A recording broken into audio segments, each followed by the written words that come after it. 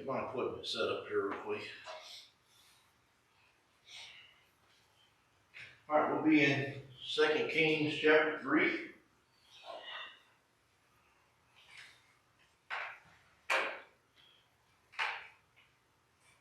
I was going to play the video of this being read rather than reading the whole thing, but for time's sake, I think we're going to be familiar with it. We're going to pick out enough verses as we go through it to get our way through it anyway.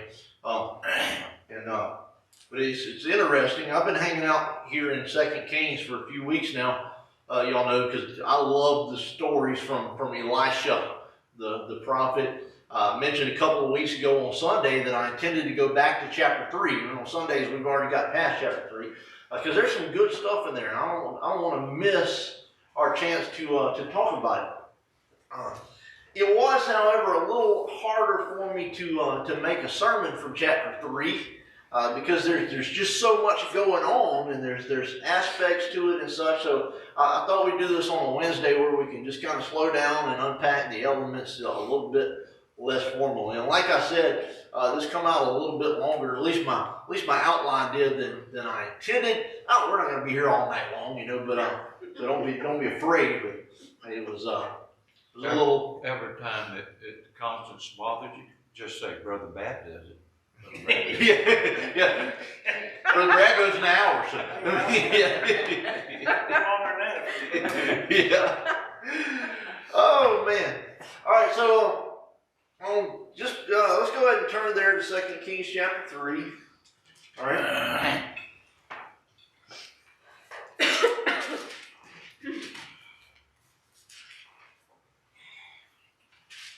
Yeah, that's pretty long there. Chapter 3. So there's first of all there's a problem that is a catalyst to the things that are going on in chapter 3. I'm going to read down through the first couple of verses here, then we'll talk about it. It says, "Now Jehoram, the son of Ahab, began to reign over Israel in Samaria in the 18th year of Jehoshaphat, king of Judah, and he reigned 12 years. He wrought evil in the sight of the Lord, but not like his father and like his mother, for he put away the image of Baal that his father had made. Nevertheless, he cleaved unto the sins of Jeroboam, the son of Nebat, which made Israel sin, and he departed not therefrom. And Mesha, king of Moab, was a sheep master, and rendered unto the king of Israel 100,000 lambs, 100,000 rams with wool. And it came to pass when Ahab was dead that the king of Moab rebelled against the king of Israel. And King Jehoram went out of Samaria at the same time and numbered all Israel." We stop right there. We get the idea. So there's a problem here that starts what goes on in this whole chapter. And here's the reason why I'm bringing this out, okay? This physical thing. The spiritual aspects of what happens in the chapter are what's really important to us. All right, that's the meat of what we want to get to. All right, and now we know that there are all sorts of spiritual things going on all around us all the time, right? But what do we see? What do we experience with our senses? What we pick up on is the physical manifestation, the physical side connected to the spiritual reasons for whatever's happening. Right? So we see that.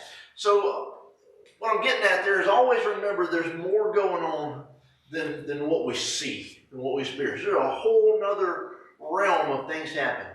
So the catalyst here for this chapter, and it's mentioned in verse 4 and 5, we just read it a second ago, is that the king of Moab decided after King Ahab, and I got a map here just so you can see where Moab is over here in Israel and Judah and such. All right. So the king of Moab decided after King Ahab died in Israel that he wasn't paying his tribute to him anymore. So he wasn't going to do it. So at some point in the past, and this goes all the way back to King David actually, Israel had gone over to Moab, whooped them good, and basically told them, you're going to have to send over 100,000 sheep, 100,000 rams, and wool every season, or we're going to come over here and whoop y'all again. All right? In our modern terms, that's what happened. So after Ahab died, Then his son took over. Well, he didn't last too long. He didn't do too much. And when he was gone, Jehoram, the younger brother, took over. And somewhere along the way, the king of Moab thought, I don't think these boys are as tough as their dad. So let them come. I'm not paying anymore. And so he cut it off. Stopped paying his tribute. All right. So let's talk about that for a second. To us, at first, it may seem unfair that Israel was being so mean to Moab in the first place, right? They're making them pay, We might feel some empathy for Moab, wanting to throw off this oppressive taxation. Now we can kind of relate to that, but we need to remember Moab is not the good guys. Definitely not. To be fair, at this point, Israel wasn't really either. It was not a godly nation at this point. They were embroiled in a lot of idolatry, but Moab was worse, and Moab had became a vassal, which means they were subject to Israel. Way back when King David had conquered them. He went around conquering all the area, and that was blessed by God because they were such an idolatrous people, that Moab was. All right? And they squabbled back and forth through the years, but by and large, Moab was in subjection to Israel in accordance with God's will because of what they were. All right? So they deserved what they had got. Probably should have been wiped out altogether, but they were in subjection by their own doings, okay? So, I don't know how spiritually minded the king of Moab was, all right? But I feel like it's accurate to say it this way. Moab no longer respected the God of Israel.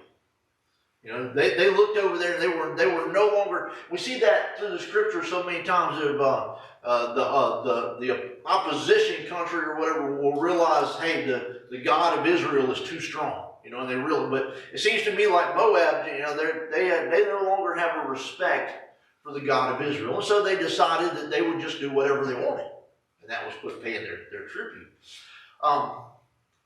What do you think fostered that attitude?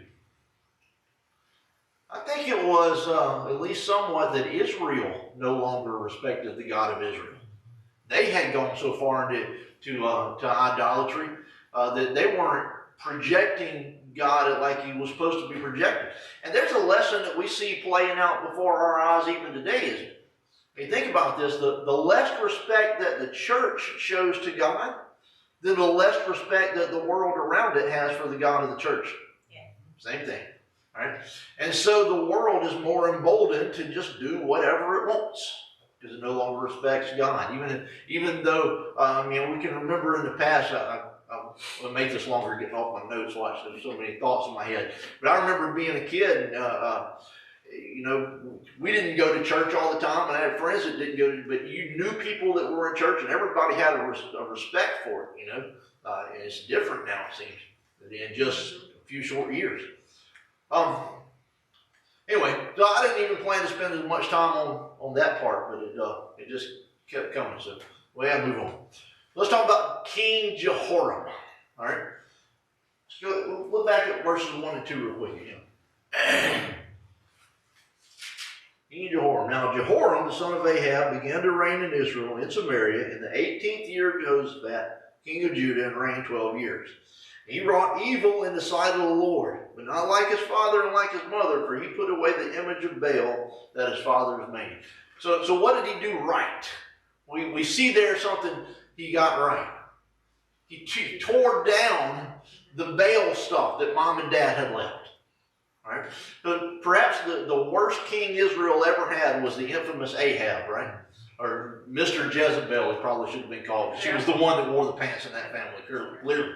All right. So they led Israel to just unprecedented levels of idolatry, much of which involved that Baalism, angered God. And to his credit, Jehoram said, we're not doing that anymore. And he cast out the Baal idol. So let's just pause right there for a second. Let's ask this. Is the cure for idolatry removing the idol? You're right. No, I mean that's just part of it, right? Let's put it this way: if there was a lost person whose biggest sin that was on their mind was bank robbery, All right? Does it make him okay with God if he stops robbing banks? Doesn't, does it? It's only part. Halfway doesn't get the job done, does it? It never will. In fact, we know that if we are applying this to salvation in our terms, step one is turn to God, right? Just turn to God through faith in Jesus Christ. Then he helps put away the idols. And that's the way the program works. So Jehoram, he made a move towards God, but he didn't go all the way. He just made a little move. And I wonder if he was really moving towards God or rebelling against mom and dad. We don't know. Yeah. But look what he did in verse 3. Well, verse 2 says he wrought evil in the sight of the Lord. All right. Not like they did, but nevertheless, in verse 3, he cleaved unto the sins of Jeroboam, the son of Nebat, which made Israel to sin. He departed not therefrom. So what was that? All right, so the story goes back shortly after the kingdom split. Remember, at one time they were all one solid kingdom, and then they split up, and we know that Israel was in the north, Judah was in the south, and they picked their own kings and such. So now Israel is in the north, and the king of Israel, there's something very important down in Judah to all the Jews. What was it? Jerusalem. Yeah, the temple was in Jerusalem. Everybody who could was supposed to go to Jerusalem at least once a year at Passover to do their worship and sacrifices. More often, and there was more festivals, and so they could go more often, but they were supposed to go to that big one. So, and even though idolatry was rampant, this was still important to the Jewish people to follow their Jewish traditions, because they had not completely abandoned their proper Jewish beliefs. They still held on to those things, but much like the king, the nation was half-heartedly following God. They're making an effort, but they've mixed all this other stuff. They knew where they should be, but they stopped short, and they added what they wanted in the form of all the idolatry, and so, anyway, Jeroboam didn't want his people going down to Jerusalem. All right? Let's in your scriptures there, back up to 1 Kings chapter 12. Let's read that real quick. It's just a few pages back, 1 Kings chapter 12.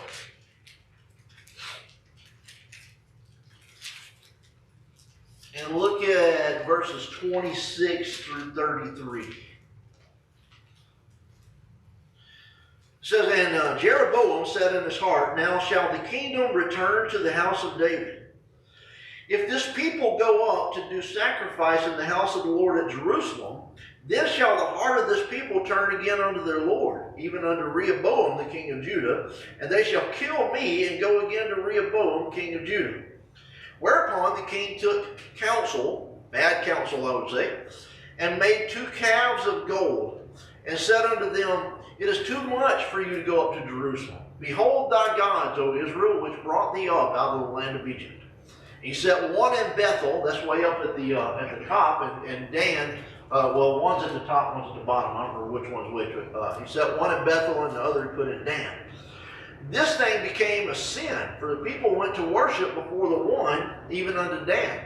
And he made a house of high places and made priests of the lowest of the people, which were not of the sons of Levi. Remember, that was God's plan. The Levites were supposed to be the priest.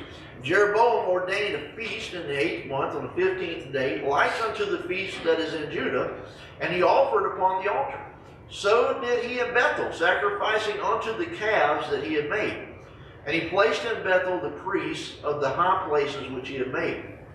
So he offered upon the altar which he had made in Bethel the 15th day of the 8th month, even unto the month which he had devised of his own heart, and ordained a feast unto the children of Israel, and he offered upon the altar and burnt incense. Wow. So out of fear that people would turn back to the true God, if they went down to the temple and they saw things going the way it was supposed to be, they might turn their hearts back to the true God and back to God's appointed king in Judah. And so out of fear of that, he made his own place. He made people a place to worship where they wouldn't go there and hear the truth and respond to it. So why didn't don't he just set up altars to Baal or whatever other god that he wanted to, and just outlaw traveling to Jerusalem? You know, why did he put all those away? Why did he say, you know, if he's going to make it up on his own, why did he say, let's worship Baal, and from now on nobody goes to Jerusalem, that's the rule? I think it's because people still had a remembrance of who the real God was. Right? They still knew the real God, even if they weren't worshiping him correctly. And I think this is the same reason why Satan doesn't appear as overtly here as he does in other parts of the world, where you clearly see demonic things happening and stuff like that, but we don't see that much here because we still know about God. If you scare Americans, we tend to run back to God still at this point. I don't know how long that'll last, hopefully until Christ returns. It's kind of evident to me is what he made the two gods of. He made them of calves. And he mentioned that was the gods that brought them up out of Egypt. But it really wasn't. But when they crossed the Red Sea, Moses stayed too long on the mountain, and Aaron, what did he make? A golden calf. So that memory, by Satan's plan, stuck in their minds. That's a good point, Brother Bud. I should put that into my lesson here in just a minute. Exactly right. Yep. So I think if Jeroboam, if he set up altars to Baal, and he tried to forcefully take away Yahweh, then he would have faced a rebellion. His people wouldn't have stood for that. You know, you try to make a hard rule. Well, that's a red flag for everybody. You got to be a little more sneaky than that. You know, so anyway, he set up a religion that he could pass off as worshiping Yahweh, but still make it benefit himself. Right? And part of this was that calf thing. Right? I don't know all the details of how they try to make this link, you know. But like Brother Bud said, it goes way deep, and well, you guys probably know about this stuff more than I do. But it goes all the way back to Egypt. You know, there was a calf thing when they came out. Moses was delayed on the mountain, just like Brother Bud was saying. Aaron made a golden calf, and he said the same thing that Jeroboam did. This is your God which brought you out of Egypt. Right? So what he's doing, they're tying the calf to the real God. In their words, they're aiming for the right God, but with their actions, they went completely the wrong direction. So this brings up an interesting concept. Can something be done in the name of God be an idol? Oh yeah. Yeah. This was, and you know, anything that man sets up and declares, this is of God, worship it, and it doesn't adhere to the standards that God sets forth, for us, we have that in His Word, that's an idol. Right? On a macro, on the big scale, we see this in, there's countless cults out there that incorporate the character of Jesus into their religious beliefs, all right, but they deny His deity. You know, that's the same idea. Another example is the Muslim religion. You know, they claim the God of Abraham, which is our God, but then they deny the only way to get to Him, and that's Jesus Christ. Remember, He said, "I am the way, the truth, and the life. No man cometh unto the Father but by me." So thereby, Allah is not God. Right? On a micro level, how does this apply? There is the danger of false teachings, improper practices, and such as that surfacing inside the church, which are declared to be part of God and worshiping God, but then are contrary to His Word. Right? That stuff happened. It happened all the way back in the early New Testament church that Paul was trying to correct some of that stuff. But that has to be guarded against, of course, and the protection from it is knowledge of the Word and maturity. It has to be both. Maturity brings the wisdom to apply the knowledge correctly. All right? And that's important because we could further complicate the issue The flip side of that is that some are so worried about that kind of stuff happening that they won't accept anything new for fear that it's wrong. You know, that's way off to the other direction. Forgive me, I'm going off on a tangent there, though, so we got to get back on track. Jehoram teams up then with King Jehoshaphat of Judah. Look at this in verse 6 and 7. Scripture says, King Jehoram went out of Samaria at the same time and numbered all Israel. That means he's counting up all his troops is what he was doing. You see him getting his army together. Verse 7, it says, he went and sent to Jehoshaphat, king of Judah, saying, the king of Moab hath rebelled against me. Wilt thou go with me against Moab to battle? And he said, I will go up. I am as thou art. My people are as thou people, and my horses are as thy horses. Now this is odd. It's odd in the fact that Jehoshaphat, unlike Jehoram, was a good godly king. He was a good guy. And it appears as if he allowed Jehoram even to be in charge. So what is the good godly Jehoshaphat doing paddling around with ungodly Jehoram? Conventionally, this is not a good practice, is it?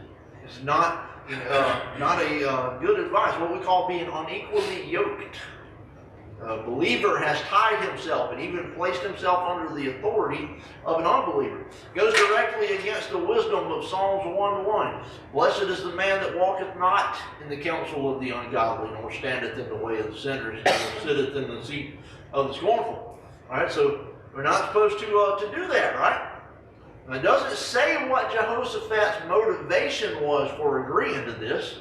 All right, so let's think about some of the reasons that we might yoke ourselves to an unbeliever. All right, number one, could be that in a rare act of rebellion, Jehoshaphat just didn't regard the Lord and decided to go on his own. Could be. Think about it. How often do we make rash decisions that get us into things that we have to play out or try to get out of because we didn't stop to think, is this something that God would be pleased with if I do this? I read into I'm sorry to keep Go ahead. I read in between the lines here. One of the first things that Jehoram did was he numbered the people. Mm-hmm. Did God like that? No, we're supposed to do that either, were they? No. Huh? We're supposed to do that either. He got highly upset, didn't he, when David numbered the people? So even though he was an ungodly king, he was putting his trust in numbers. And maybe when he appealed to poor old the king of Judah, that he said, hey, he's a cowboy, he's got a big army, it'll be all right. Let's go. I'm sure that weighed into his decision. Yeah. Too, he could have been just compromised and said, hey, maybe we can get back together after this. Yeah. All right, so I'm sure that they didn't. In a little while, they're going to pick up the Edomites as well, and surely they didn't just say, hey, come on, let's go get in a fight. And they, these people weren't thugs. They were, yeah, let's go get in a war. There had to be some kind of profit, so it seems like Jehoram was probably cutting them in on the deal somewhere, and then when you went to battle, you got the spoils of the battle and stuff like that. And, often it's the lure of profit that gets us, doesn't it? That's one of the things that makes us make those rash decisions that gets us into trouble, is we perceive that it's going to benefit us somewhere. I wish there was a statistic out. There's no way to ever make this statistic, but I wish there was a statistic out there that I could quote of how many Christian business persons jumped into a partnership with an unbeliever and then ended up regretting it. That happens all the time. And marriage, we don't even have to go into that. A believer should never knowingly marry an unbeliever. So that's unequally yoked stuff. So it's possible maybe Jehoshaphat just didn't, saw some reason and rebelliously, but maybe he thought he had a good reason. Maybe so. Maybe he reckoned that, this was God's design that Moab would be a vassal of Israel, so he was doing the Lord's work by joining in the battle. Could have been the thought. Maybe he thought by helping Jehoram out, I think Brother Bud alluded to this just a second ago, that he could be a good influence on him. Maybe steer him back towards God. That's a good reason. But as always, we have to make sure if we're going to get into something for that we're the one doing the influencing and not the one being influenced. Because that coin can flip real quick, can it? We need to make sure that yoking together where you cannot easily digress out of the situation is not the way to do that. We need to be an influence without being stuck into something that we can't crawfish our way out of. All right. So anyway, regardless of whatever Jehoshaphat's motivation was, the Lord worked it out in the end, but he ended up going through some hardship that he could have avoided and could have cost him his life if the Lord hadn't stepped in. So let's talk about the plan for a minute. Let me go back to our map. All right. It was a good plan, sort of. So you see, Israel is way up here, and Moab is right here. So the logical thing, they could have just jumped across the Jordan right here and right here in Moab. But, of course, Moab was probably expecting that to happen. So they come up with the plan that they're going to go all the way down through Judah. This big red area down here is Edom, which is appropriate because Edom means red. All right. They went all the way down through here and then back up into Moab that way. All right. It was a good idea because that would be a surprise attack, but there was a fatal flaw to that, and that was let me just read it, verses 8 and 9.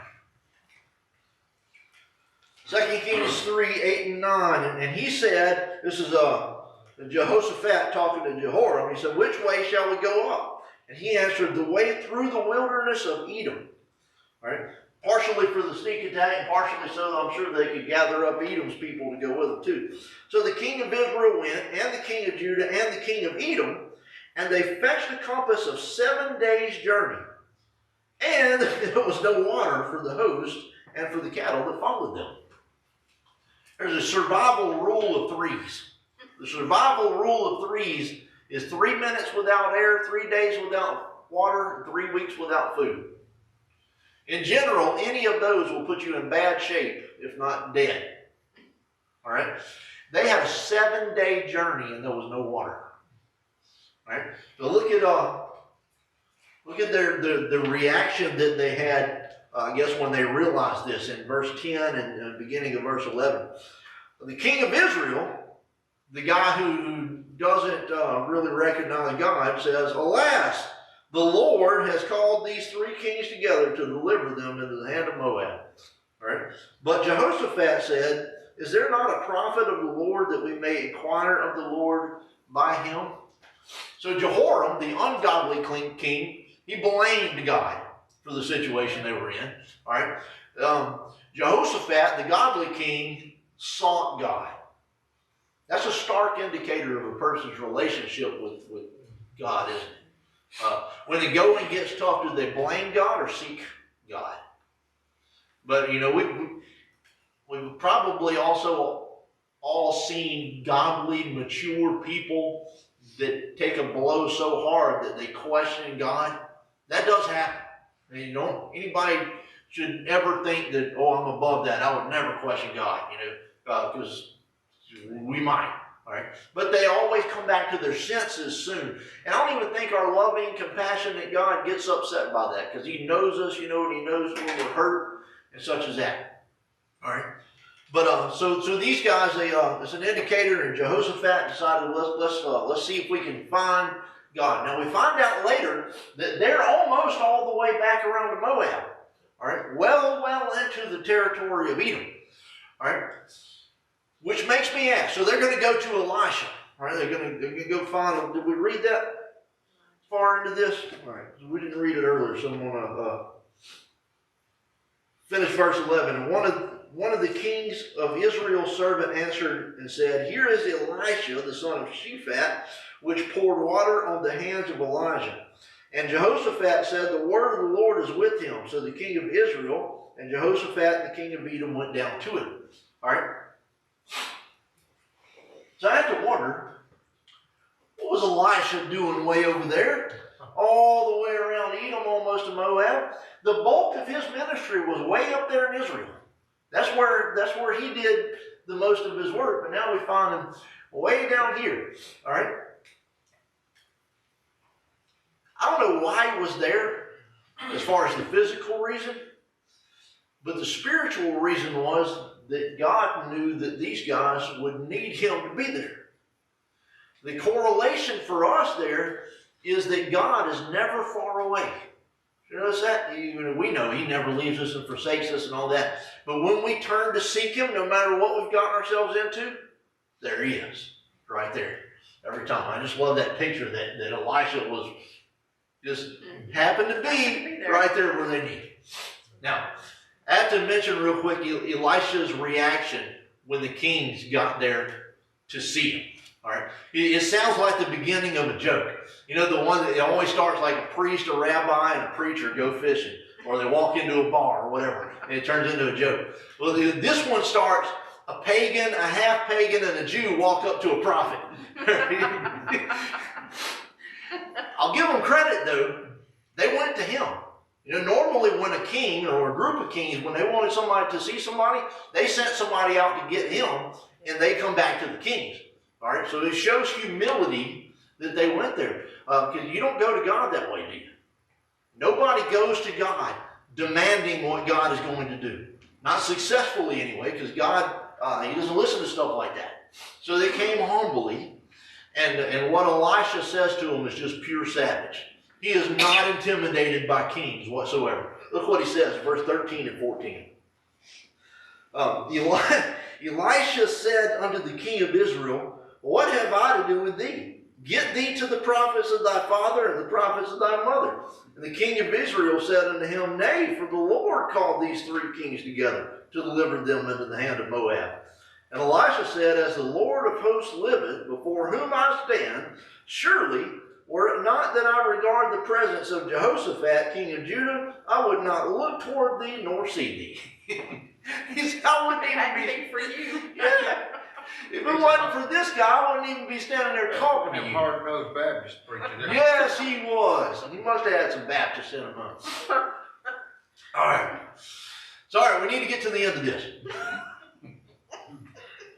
Now, I have to admit, what happens throws a bit of a monkey wrench into common theology. All right? And what I mean by that is, here lately, I've ran into several things in which I had to say this would make a really easy, nice sermon if it worked out the way that I would expect it to work out. You know, because what we expect to happen, and indeed this is what we see happen most of the time in Scripture, is those who are obedient to God and living in His will and doing right and such, those are the ones that get blessings and success, while those who are doing wrong get punished. Okay? But what happens here? If you know the rest of the story, and I would expect them to thirst to death or limp into Moab barely conscious and get smote. But that's not the case. God not only brought them plenty of water, but He confused the Moabites so that they could run in and defeat them and ravage the land. And you can read all about that. So what gives? Why does it turn out this way?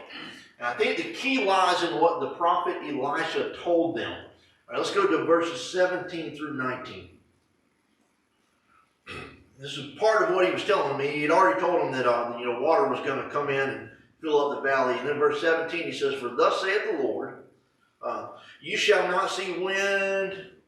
Yeah, this is about you shall not see rain, yet the valley shall be filled with water, that you may drink, both ye and your cattle and your beasts. But this is a light thing in the sight of the Lord.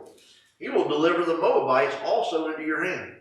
And you shall smite every fenced city and every choice city, and shall fell every good tree, and stop all the wells of water, and mar every good piece of land with stone. And that's exactly what they did. You can read it when they got in there. All right? So the key there is, it was the Lord's will for the Moabites to lose that war. That was God's plan. It wasn't even about Israel getting their sheep quota back. It was about a judgment against the Moabites. And I think to wrap this up, the overall lesson of chapter 3 is this. God's going to do what God's going to do. He's the one in charge and nobody else. Right? The pagan king wasn't in charge. The halfway, not really good, godly king wasn't in charge. Even the godly king, Jehoshaphat, wasn't in charge. All three of them almost thirsted to death out there. All right? Today, we would say it this way.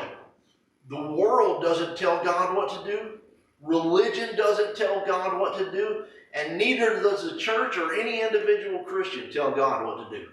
God is going to do what God is going to do. And we will only be successful when we get on board with His plan.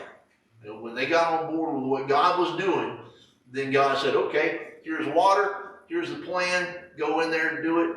And they did it. Until they got really weirded out by something that happens in the last verse. But you can look and see what that is yourself. And when that happened, they turned around and went home. We'll talk about that another day. Anybody got something else to add in there?